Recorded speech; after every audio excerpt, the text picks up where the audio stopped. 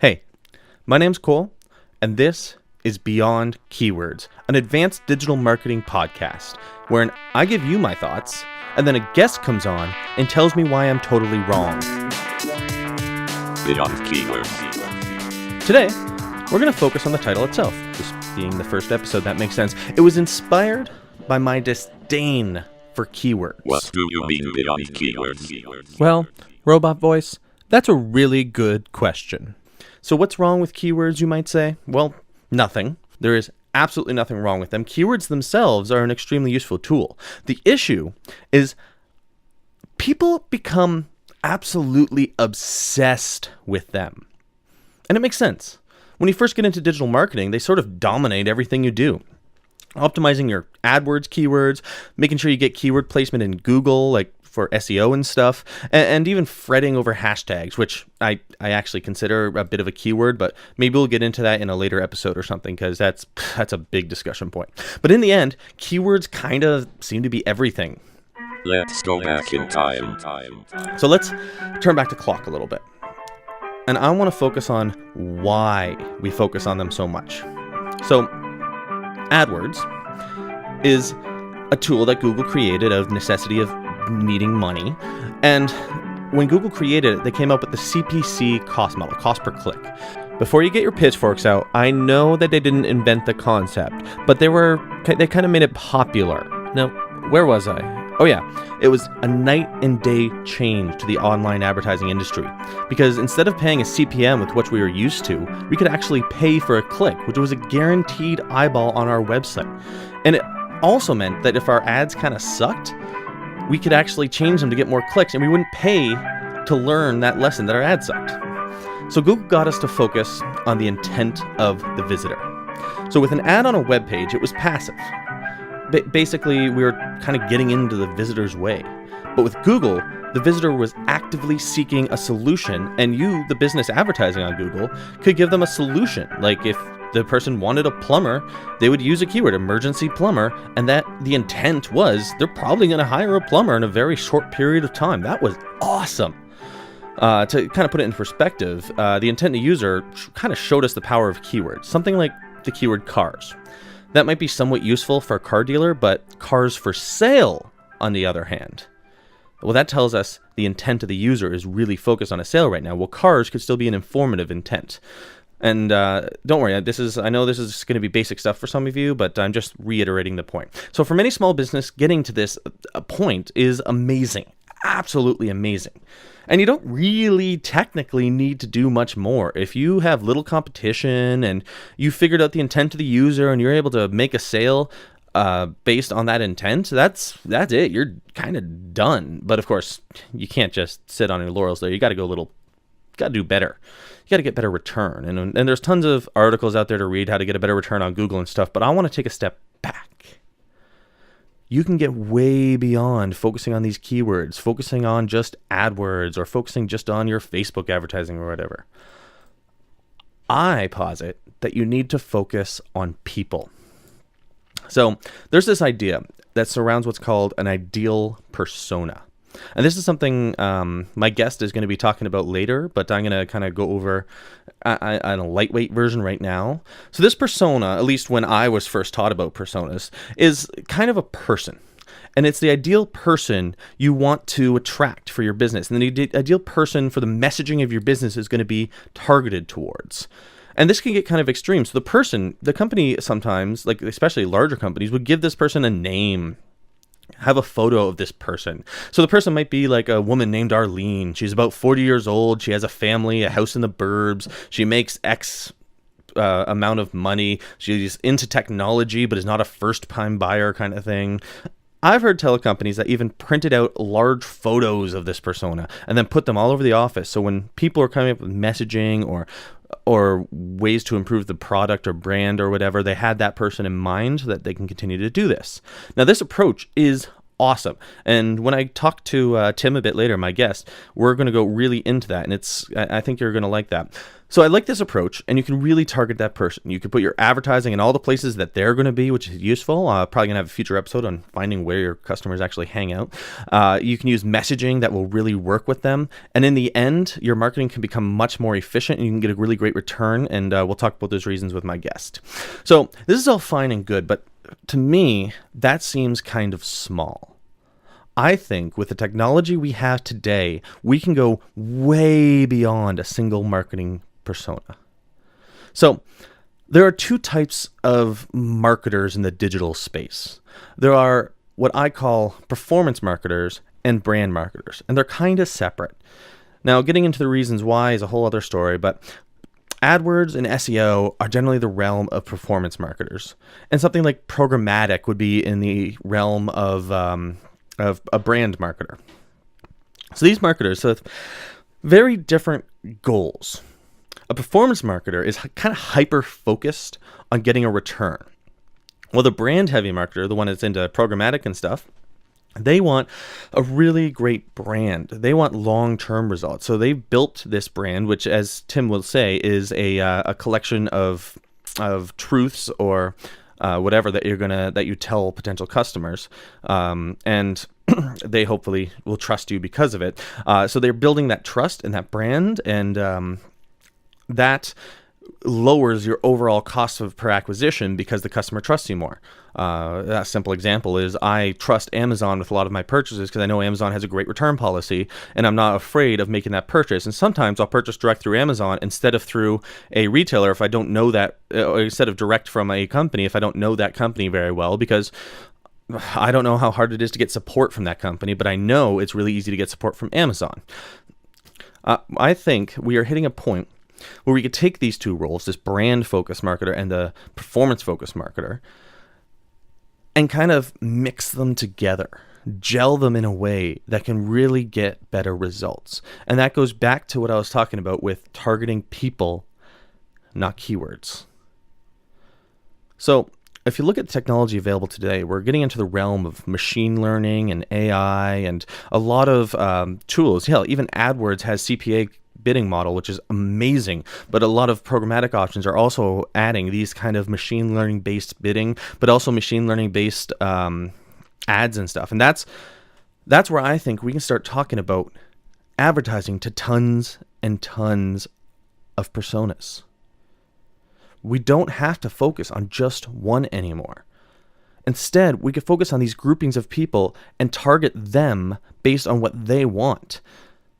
So a great article about that my guest wrote somewhat recently is focusing outward in. So people kind of get very self-focused on their own product or service, where they focus entirely on the features of their product. Say, oh, my product has X feature and Y specification, and that could be cool for some people. But he posits in his article, and I agree, it's better to focus on the pain point of the person you are targeting, and then he goes into why personas are important. We'll go into that again. But I think we could do that at scale.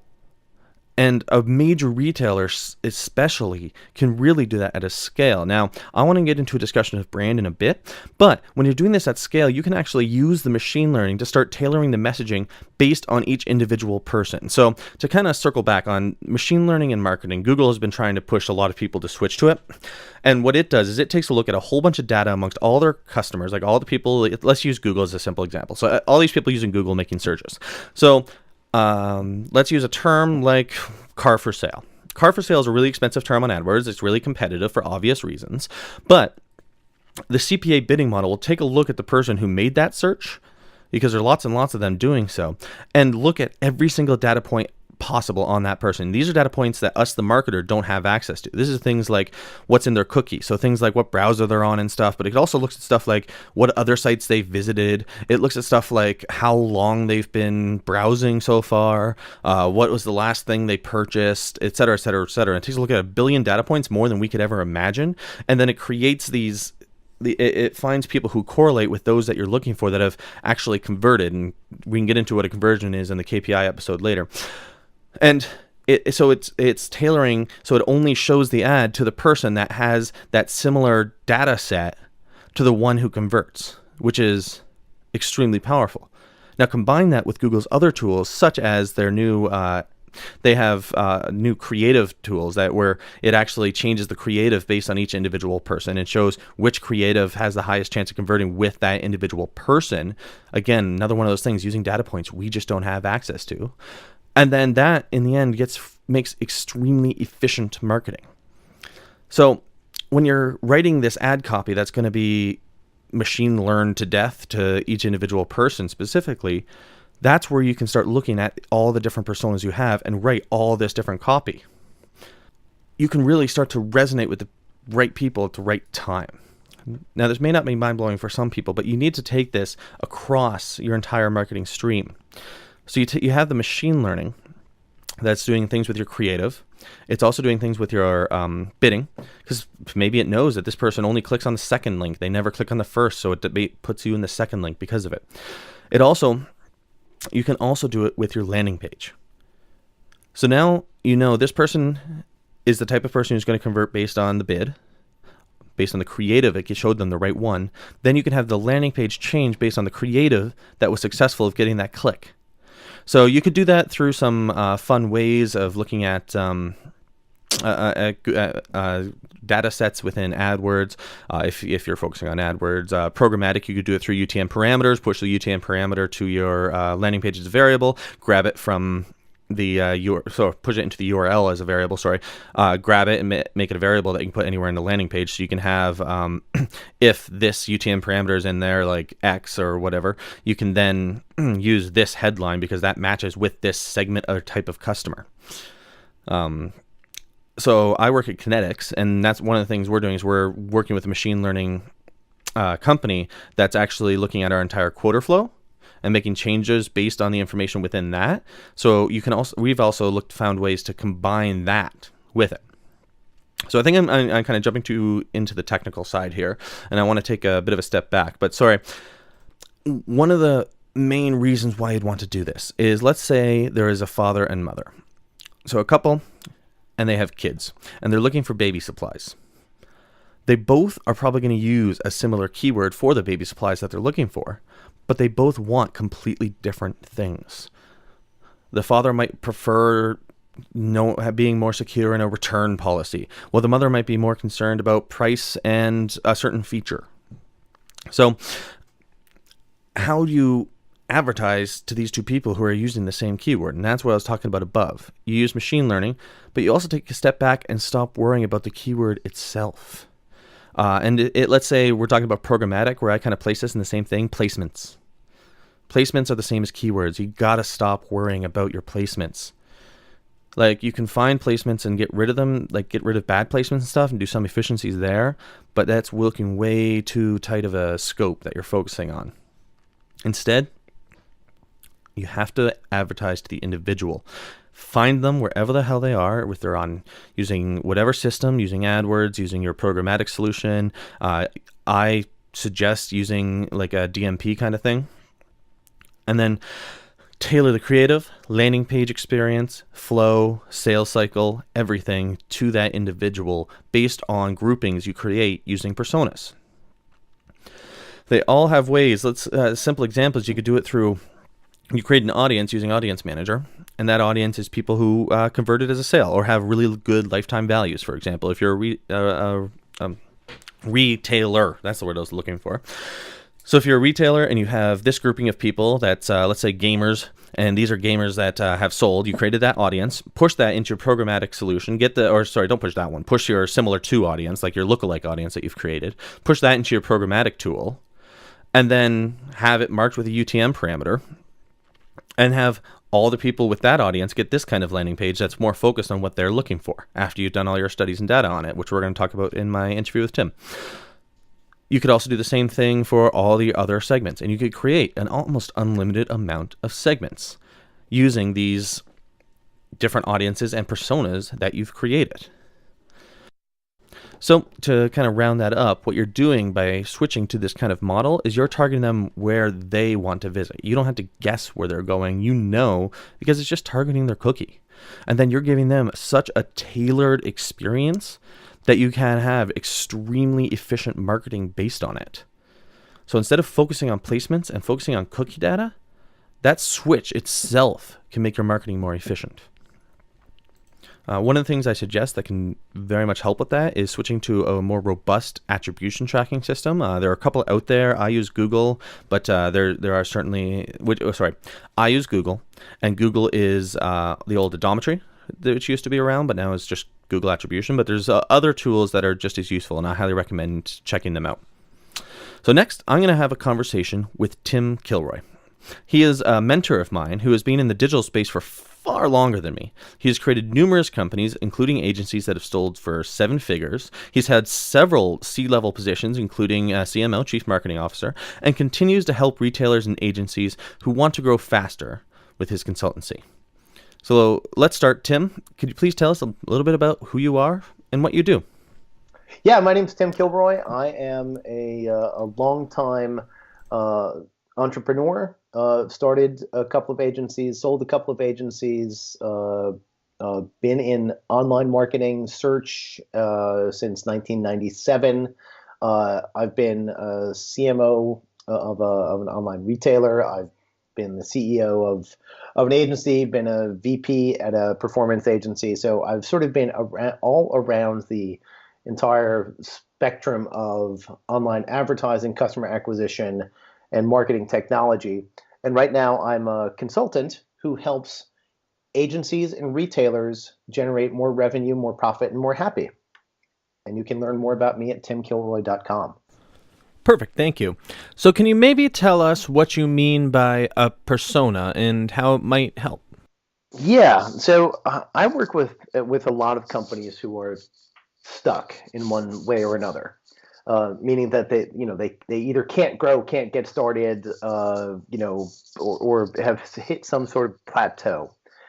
And as we dig down through whatever issues they might have, consistently the thing that comes up as a blocker is the fact that they don't exactly know who their customer is. Now, I work with a large regional Canadian retailer, and they have a vague sense of who their customer is.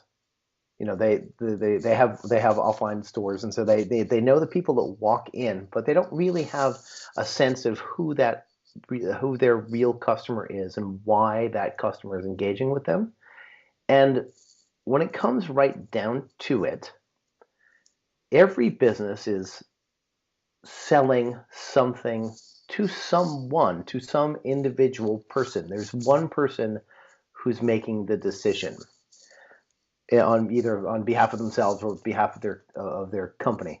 So in order to sell effectively to that person, or to market effectively to draw that person or that organization to you, you have to be saying something that's uniquely relevant to them.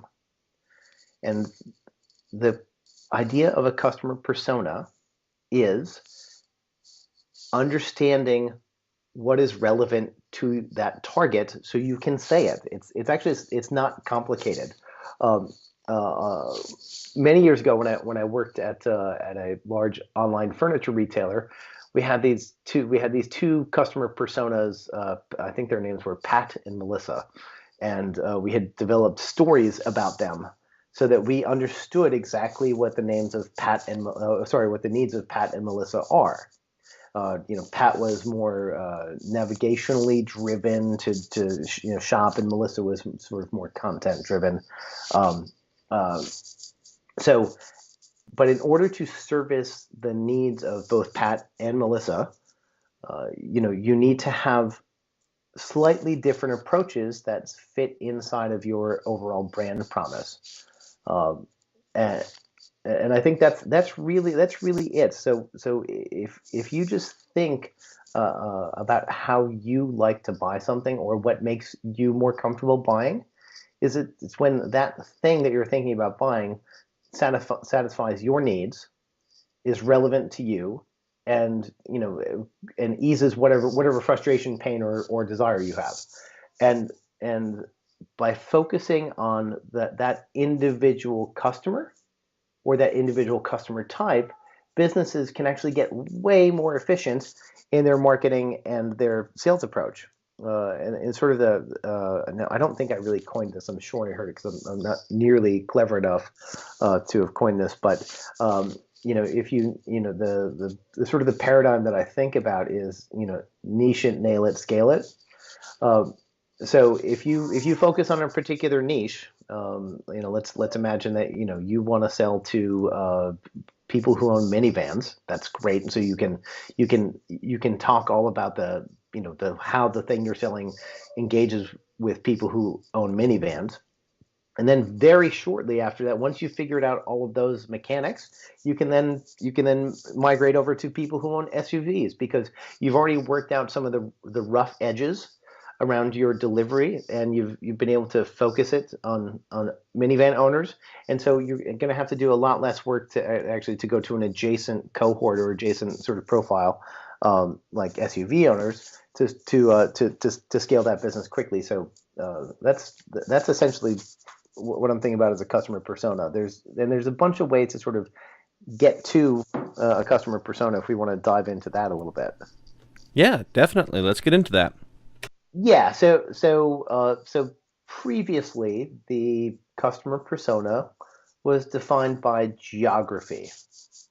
It was people looking for a particular product or a particular kind of product who lived in a particular area.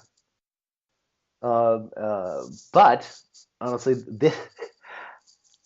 not everybody wants a TV for the same reasons. So if you can imagine the needs of buying a TV, or the things that trigger a TV purchase, are different for a 23-year-old guy who wants to watch hockey versus a high-end cinemaphile who wants to recreate a home theater experience. There's different messaging that's going to resonate with those two audiences. So even though you're still selling TVs, right, you need to create a story that matches the needs. So intuitively, sales in real life, salespeople do this enormously well. It doesn't matter what you're selling, because if you do a little bit of needs assessment and then you tailor your pitch to that particular person that you're selling to.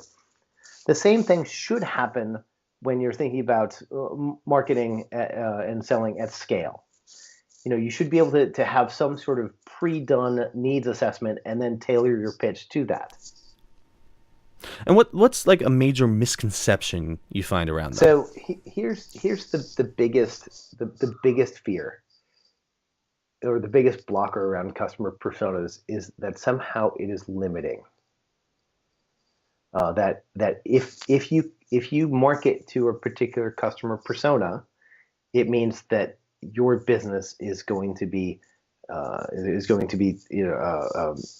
hamstrung, or is going to be matched specifically to that customer persona. So by choosing a customer persona, you are artificially constraining your business, and honestly, nothing could be further than from the truth. Because by making a choice, by making a pointed decision to sell to an individual cohort that has similar characteristics, you are creating greater value for that cohort. So instead of limiting your business, actually it can allow you to capture an unfair share of that cohort's business. Does that make sense? Right. So a customer persona, a good customer persona, allows you to understand the customer so well that you can go deep in that particular cohort. So you can win more business there. But most businesses and most entrepreneurs actually are very concerned with how big is my market, how do I scale, so by focusing, and then that largely makes them throw away the idea of customer persona, and they default back to why their product is so great. That makes sense, because if you are a marketer, or if you're an entrepreneur, or if you're selling a particular thing, you were probably quite enamored with what you sell. So you know a lot about it, and so you can see the intrinsic and inherent benefits of it. You want to talk about those, and they're very interesting, but that's never why anybody buys it. They buy it because it solves some sort of problem in their business or life. So the more pointed you are, the more focused you are, and able to sort of answer or provide the solution to the problem, the faster people will buy. And just because you pick a customer persona or define a customer persona, it doesn't mean that you're ignoring all others, because you can actually be targeting multiple customer personas with different kinds of marketing messaging or sales techniques to be sort of attacking many at once. If you're small, it makes sense to go after one at a time. But if you're somebody who's already achieved some sort of scale, you can sort of reshape yourself and create an individualized or customized version of your brand for a particular cohort. So, if going back to the TV example, you might want to have lots of noise and flashing lights for a 23-year-old hockey television buyer, and you might want to do more of a features or specs kind of sales for the cinephile television buyer. You're not changing who you are, right? You're not changing your brand or your value. What you're doing is you're changing the presentation based on the audience. And that's really what the idea of customer persona is that you, as a seller of anything, are shaping yourself to the needs of your customers. What do you say for companies that may have a very big difference in the type of customer in terms of things like income or things like the level of the brand, luxury versus value, that kind of thing? Well, then essentially what they need, in a case of someone like Walmart, they would actually just need to take their brand proposition, which is not necessarily lower quality, but it's definitely lowest prices, right? So they would want to position this high-end piece of whatever it is as the value choice for people of high discernment. So this is for aficionados who are smarter than other aficionados, because they are, they have the vision to be able to see that the quality of the product and take advantage of the Walmart pricing. Then you need to sort of think, and we'll just stick with retail or retail-ish kind of selling for a minute, because it's sort of it's the most obvious. So if you're somebody like Casper, who's selling a $700 or $1,000 or $1,200 mattress, but you really want to compete with those $399 holiday sales that everyone has. Essentially what you can do is create a separate line or a separate label that still says Casper and it is imbued with those higher end pieces of your brand, but you can put it together in a less expensively priced product. So the way that you stretch out your persona from, I'm just thinking off the top of my head, the Casper buyer is, probably urban. They're relatively affluent. I'm guessing that they're younger, so that and they're making a considered purchase. But if you want to stretch that out and work with people who are on a budget, frankly, you can put your quality and the essence of your brand into a product that has, doesn't have all the same advantages, but actually has greater price appeal. And that's sort of and you can sort of do that across multiple kinds of offerings. In software, there might be the pro version and the light version, as an example. What could be some possible negatives to doing this? Done poorly, anything can have negative impact, right? But I think when you were stretching outside of your core value proposition, the customer persona that you understand the most and have created the most story around, and the most value for your product or brand around, when you stretch far outside that that target. So let's imagine you're going from wealthy urbanites to value conscious suburban soccer moms. You can expect that there's going to be more friction. Your cost per acquisition is going to be higher. You're going to have to work harder to capture that that market, simply because you're coming from a different spot. It's as if suddenly your plumber said, "Hey, I can also fix your television." Right?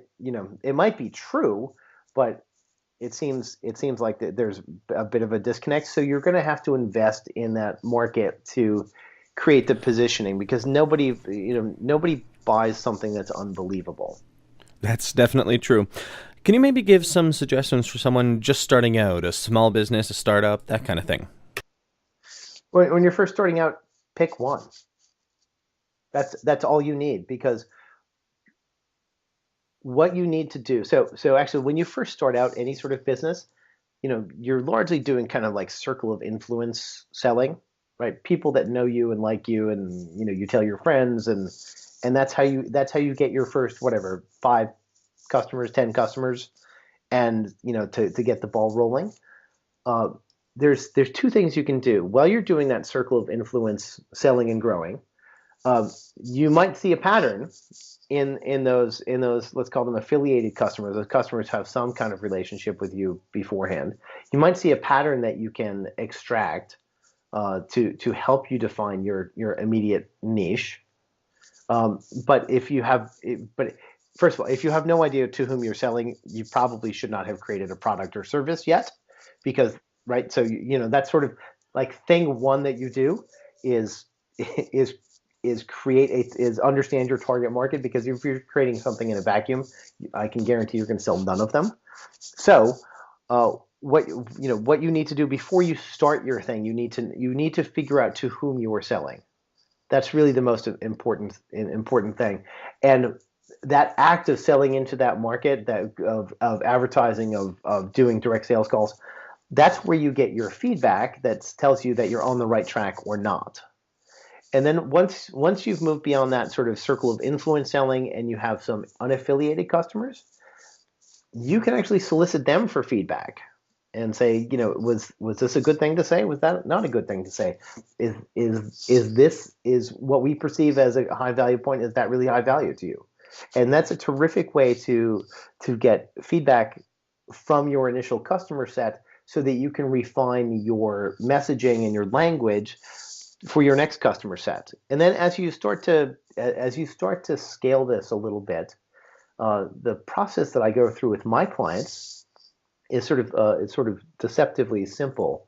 I call it, they tell them they need to Sherlock it. So they need to deduce what their ideal customer looks like.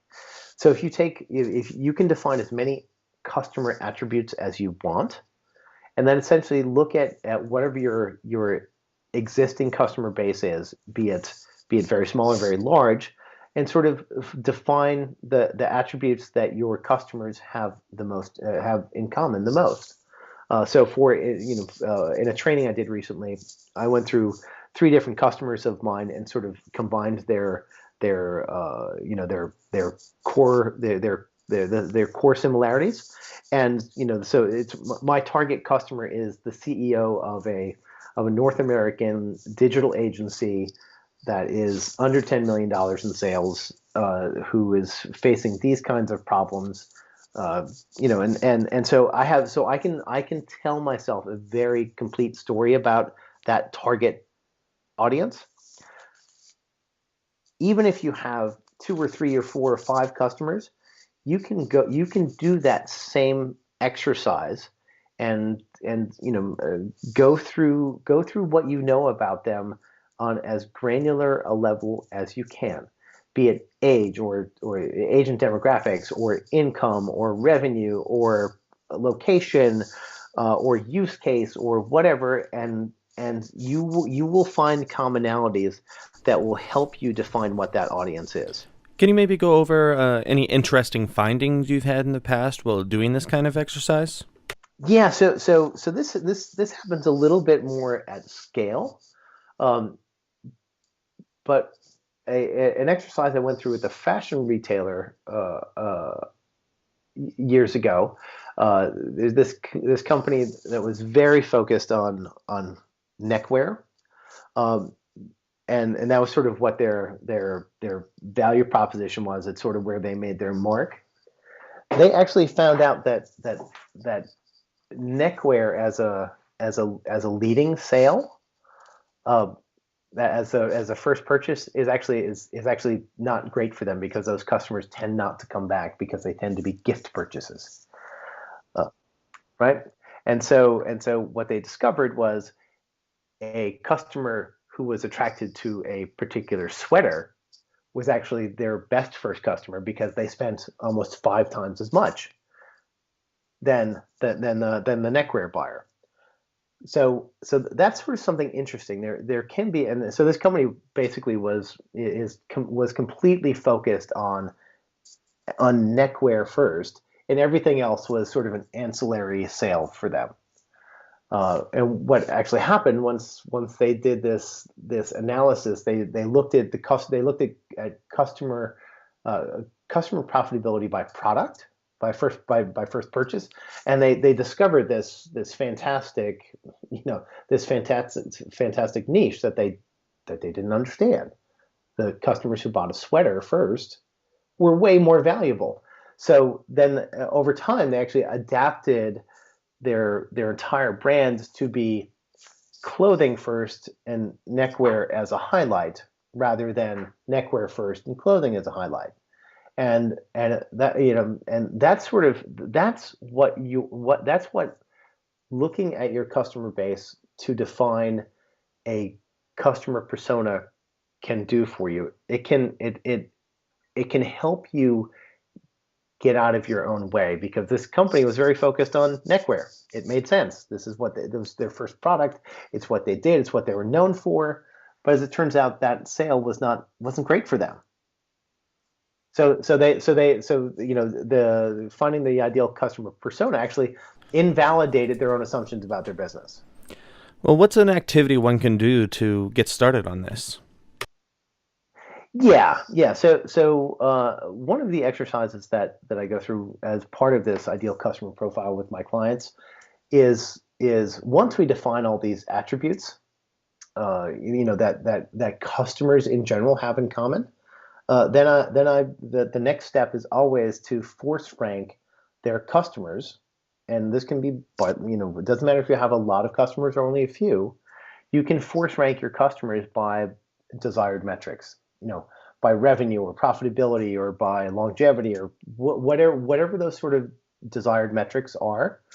You can then look at those common, or you actually look at all the attributes, and once you force rank them by the desired performance, you then suddenly there may be a different set of different set of attributes. Again, the attributes are as whatever you want them to be, but they could be demographic or revenue or income or whatever. But once you force rank your customers by desired metrics, you actually might come up with a different profile than if you just look at all of your customers in an undifferentiated way. Are there maybe some tools or tips you can give to get started? If you're in retail, if you're selling direct to consumer, it can be harder to figure out what all of those attributes are. But there are some great third-party services.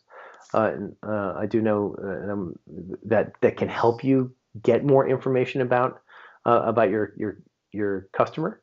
One that I used successfully in the past was Reach Analytics, um, though they don't work in Canada, sadly. Yeah, yeah. Um, uh, but the more data you have about your customers, and you can get them from a third-party service, or you can do customer surveys. That's actually that's a terrific way to identify, to get some information on your own customers. Um, or there are a bunch of services that can help you figure out more about your customers. Uh, But the more data you can get about your customers, the better, because there's going to be a spot that you couldn't anticipate, that you couldn't think about beforehand, where there's a particular pocket of profit or revenue or growth or what have you that exists in sort of let's call it a micro cohort, in customers that display this kind of behavior. So imagine they visit twice, buy once, and come back 2 months later. If you looked at all of your customers who had that behavioral profile, you might find that they are your most profitable, or they're the most likely to refer friends or whatever. If you can look at both sort of demographic and external attributes, but also at behavioral attributes, then you can actually get a very rich understanding of what the ideal customer does. So if you were only looking at external attributes like let's call them just general demographics, I'm looking out my office window right now, and I work at home, so I'm looking at my neighbors, and we might actually all fit in sort of the same demographics. But I do know that I have 5 kids, but my 2 neighbors who are of similar age and probably similar income level and very similar geography, because I can see their houses from here, they don't have any kids, and so our needs are very different, even though our demographics are very similar. Consequently, you can't only look at broad things. You need to look at things at behavioral demographics as well. So, for instance, we shop at Target all the time because they have the cheapest stuff for kids, whereas our neighbors, I'm quite sure, don't. So how does brand work into all of this about personas and that? So, from a direct marketing standpoint, or the direct response marketing standpoint, which is sort of generally what people are thinking about when they talk about online advertising, brand is actually brand is the great accelerant. Brand recognition and brand promise make direct response advertising work better. So you are more likely, and I'm going to make some assumptions here, but you're more likely to buy something from Amazon than you are from you're more likely to buy a television from Amazon than you are from Jethro's Discount Television Shack, even if it's the same product. Amazon's going to have a better chance of winning that sale simply because of their brand promise, or Target or whomever. So brand promise makes direct response advertising work better. So even if there are misses in presentation. So let's imagine, this happens all the time. I look at a washing machine at Home Depot, and then I look at one on Amazon, and they both retarget me until forever, and then but they don't know that I've already purchased it at Lowe's. So that stuff sort of happens all the time, but I'm not sure that you would consider that a miss, simply because this brand is getting in front of me for something that until recently I was in market for. So even though there can in this sort of programmatic data driven world, there can be some misses, but I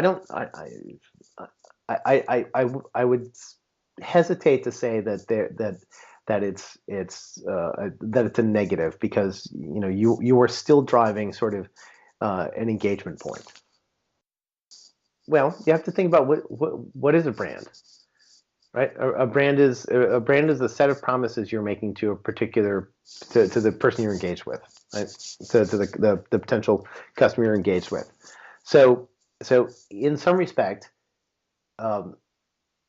everybody has to have some level of brand. now there's this concept of brand that's kind of an amorphous, an amorphous thing that hangs out over the consumer or business marketplace that that imbues your engagement with some sort of some sort of mystical qualities. But really, brand is essentially when a consumer or a business prospect is engaging with your content, your product, your salespeople. It's do they believe that you're going to provide the value that you say you are? So when a company is just starting out, you have to build a brand one successful customer engagement at a time, because to do it otherwise, to sort of build a brand, is, well, frankly, unless you're doing it while you're engaging with customers, you can't do it. And I'll use Wayfair as an example. Now, Wayfair is, I don't know, like a $5 billion or $6 billion homeware juggernaut these days. They had been in business for 12 years as CSN stores, and they had 255 micro stores that were not related. So they had strollers.com or luggage.com or things like that, or potracks.com. And so what they were doing is they were, for 12 years, they were really just cranking the wheel and doing one transaction at a time without a brand. And it wasn't until they were already a close to $1 billion company that they decided, oh, holy moly, we should probably put all these things together and create a brand around this, because a brand is, a brand lasts, but potracks.com doesn't have a bunch of intrinsic long-lasting value, but the concept of brand does. And so for the past, I don't know, 5 or 6 years, they've been spending an unbelievable amount of money to create the promise of Wayfair. But they couldn't do that, frankly, until they had reached some sort of scale and understood that their customers and had sort of been exercising those muscles around fulfilling the promises that they made with every transaction.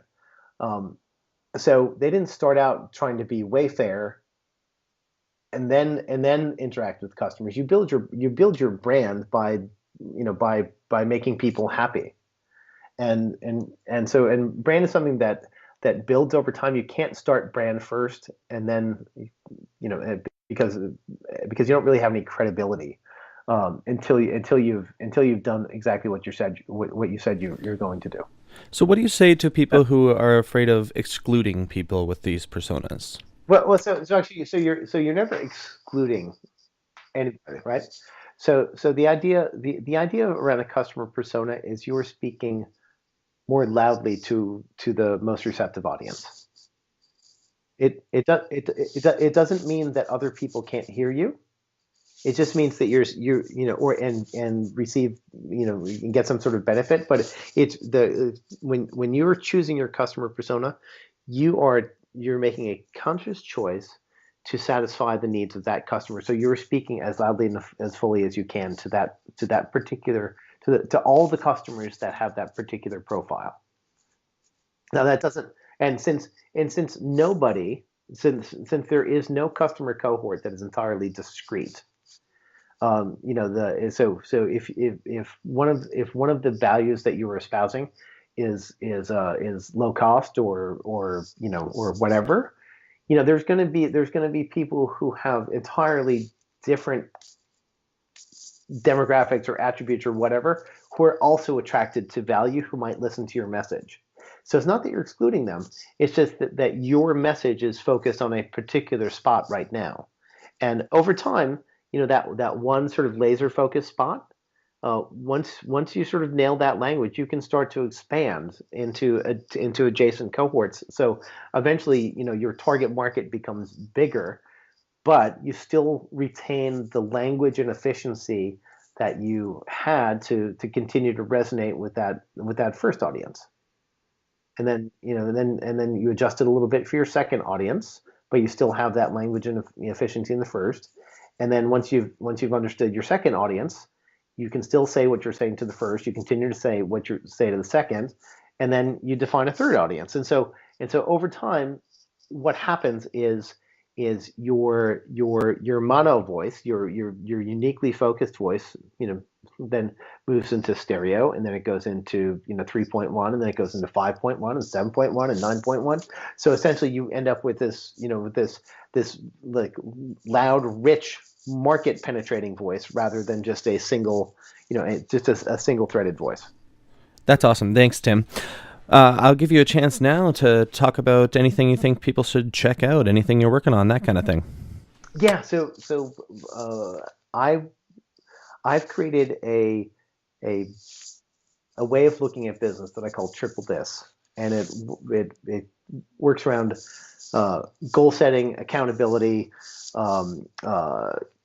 planning, and so I work with business owners to help them figure out what's broken in the way that they're approaching business, and then we jump into sort of fixing the mechanics of their business. So typically we once we fix the vision parts, and we fix the how do we keep track of the vision parts, then we jump into fixing how the sales process works, or how their marketing targeting works, or how they're managing their staff, or how their staff is managing themselves. And the whole point of this, and I mostly work with marketing, advertising, creative agencies, and retailers.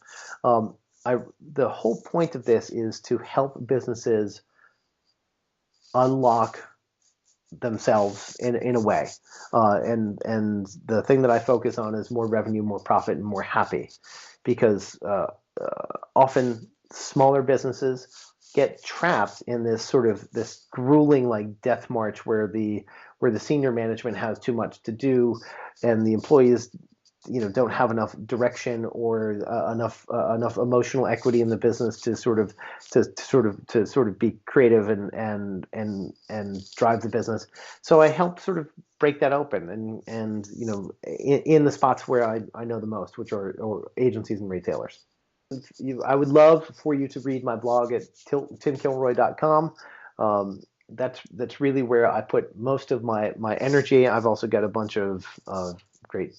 I think they're great. You might think they're cheesy, but we've got some videos, we've got some great training there.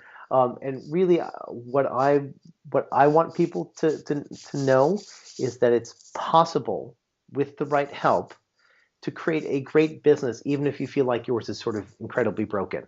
And and creating great business is more than just generating more sales.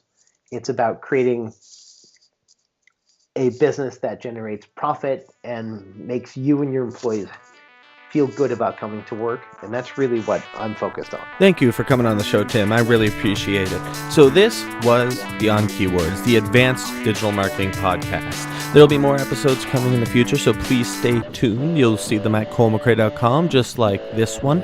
And the next episode, I believe, will be on being exclusionary. That thing we were scared of doing earlier in this episode? I'm going to tell you just how to do that properly. So see you then. Bye.